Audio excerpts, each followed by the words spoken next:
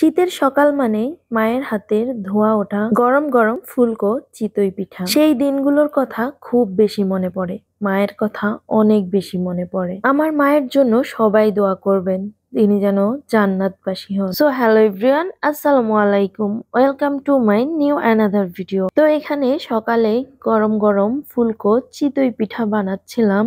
প্রথম তাওয়াতে চিতই পিঠাটা এত বেশি সুন্দর হয়েছে, মন চাচ্ছিল অনেকগুলো পিঠা বানায়। আর এই চিতই পিঠার সাথে আমার মায়ের আমার সাথে অনেক বেশি সম্পর্ক। আমার মা যখন চিতই পিঠা বানাতেন তখন পিঠাগুলা এতটাই বড় ছিল যে সবাই একটা খেলেই পেট ভরে যেত, আর খাওয়ার দরকার হতো না।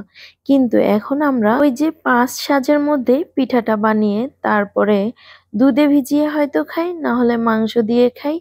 কিন্তু আমরা ছোটবেলায় নারিকেল আর চিনি দিয়ে খেতাম, আর রাস্তার পাশে এই পিঠাটা ভর্তা দিয়ে বিক্রি করা হয়। এই তো পিঠা বানানো শেষ করে একটু ফ্রিজটাকে ক্লিন করে বরফগুলোকে নিয়ে আসলাম। কথায় আছে না, পরিষ্কার পরিচ্ছন্নতা ইমানের অঙ্গ। ফ্রিজটাকেও তো একটু নিট এন্ড ক্লিন করে রাখতে হবে, তাই না? এখানে হঠাৎ করে একটা বুদ্ধি মাথায় আসলো।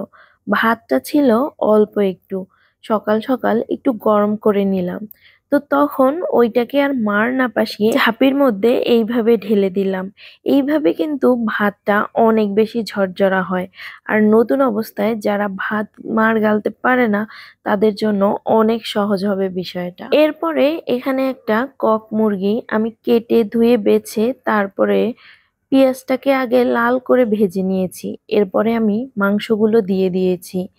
এরপরে আমি আস্তে আস্তে সবগুলো মশলা দিয়ে ভালো করে কষিয়ে নিব। এই মুরগিটা যেভাবেই রান্না করি অনেক বেশি মজা লাগে খেতে। আর আজকে তো একটু অন্যরকমই হয়েছে, কারণ এই মুরগির সাথে নতুন আলু অ্যাড করেছি। সবাই তো খেয়ে বলতেছে মুরগির থেকে আলুই অনেক বেশি মজা হয়েছে। আসলে নতুন আলু দিয়ে রান্না করতে বেশি একটা সময় লাগে না যেমন, আর খেতেও কিন্তু অসাধারণ টেস্ট। যারা যারা খেয়েছেন তারা তো বুঝেছেন যে কেমন মজা হতে পারে, আর যারা খাননি তারা এখনই ট্রাই করে দেখবেন যে নতুন আলু দিয়ে মাংস রান্নাটা কতটা মজা হয়। এখানে আমি এক পাশে মুরগি আর আলু রান্না করতেছি, অন্য পাশে আমি অল্প একটু আলু দিয়ে পাঙ্গাস মাছ রান্না করে নিচ্ছি।